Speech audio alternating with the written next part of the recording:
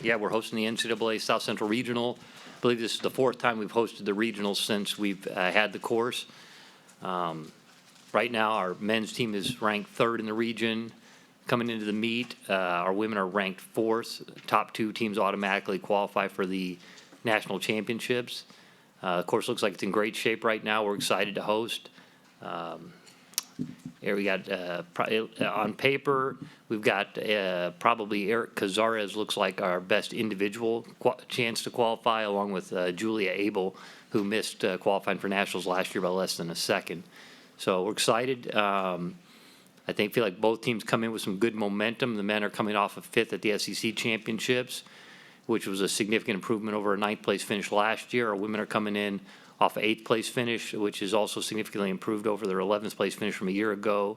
So we feel like we've got some positive momentum heading into this weekend. Kids are excited.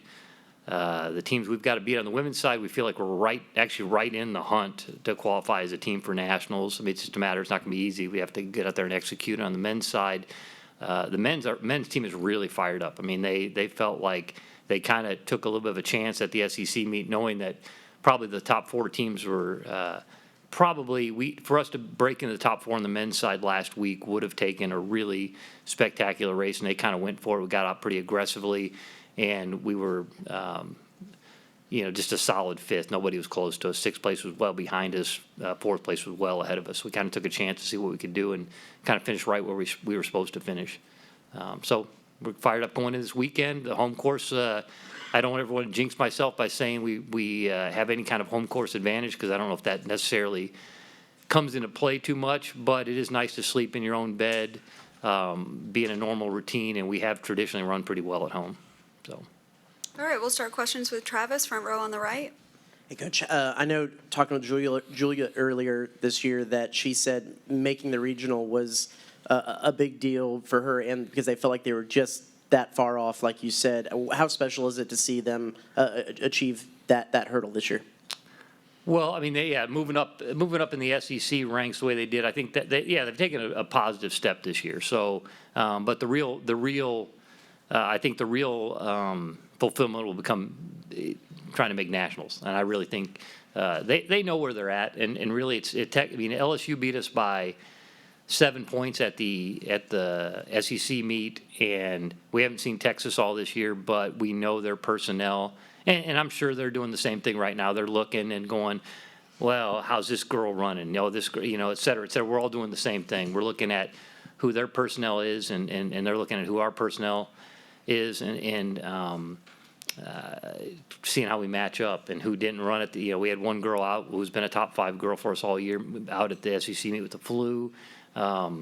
Another athlete just coming back, their first race back in Grace Plain, who has been our number 1 runner all year and was our 4th runner at the SEC championships. We know if she steps up and runs well, we can be in the hunt. But yeah, it's special being at home. It's special getting a chance to.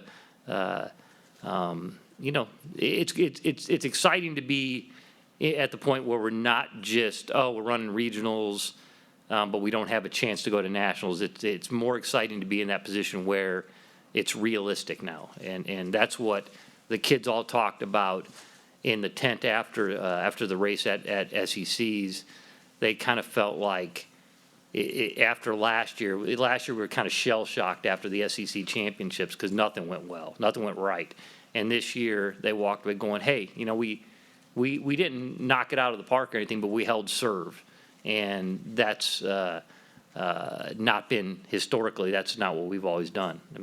Based on last year for sure. So we'll go back behind the lights on the right side to Ben. Coach, you kind of touched on it a little bit, but how can you go from the teams you saw at the SECs that are going to be in the regional, how can you use kind of what you saw out of them in the SECs to kind of get a sense of what to expect and what y'all need to do to at least pass them? Yeah, we know Arkansas is really good on the women's side. They're that cross country is their bread and butter. It's where they put it's one of their big emphasis. Their head coach, and both men's and women's side, their head coaches are distance coaches, so they're putting a lot of scholarship money and emphasis on being good in cross country. That's an important part of how they build their program. So we know where we're at with them, and we've seen them We've seen Arkansas twice this year, up at Oklahoma State and then at the SEC championships. They're probably on the women's side. They're the number one team. I'm sure they're going into the regional meet looking as just another step to get to the national meet. LSU on the women's side, they stepped it up. They held out some people when they raced at the Barrios meet. They didn't run their full team at the Barrios meet. We beat them pretty handily, and then they added back, and I knew they were going to do that. Their coach had told me that's what he was doing.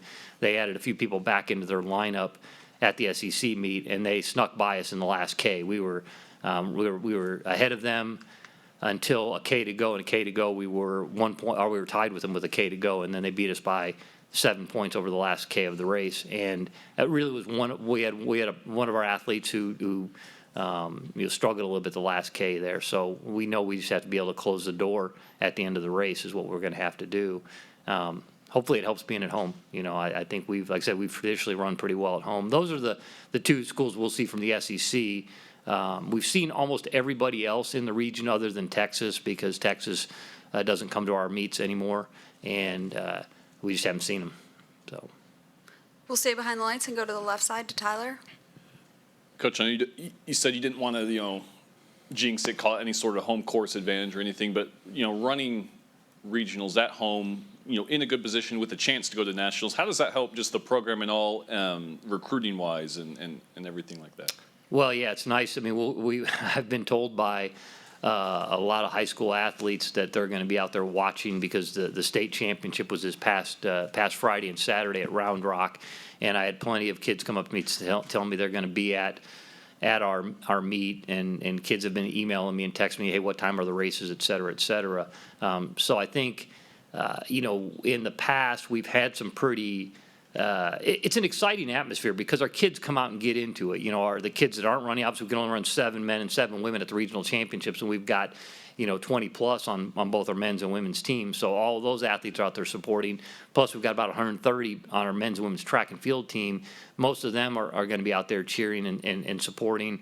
Then in general, we tend to have a lot of people. Maybe it's just an Aggie thing. I don't know. I've been here, 11 years now, and maybe it's just an Aggie thing that our parents come out in force.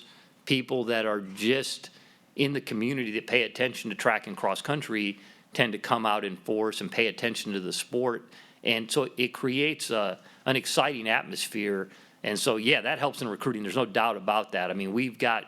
We had kids at our A&M Invitational earlier in the year, high school invitational, that, instantly after that meet was over, the emails I received from kids who competed in the meet and got to watch the college meets, and really good kids that are excited about it. So it at least gives us puts us a foot in the door with in-state kids for sure.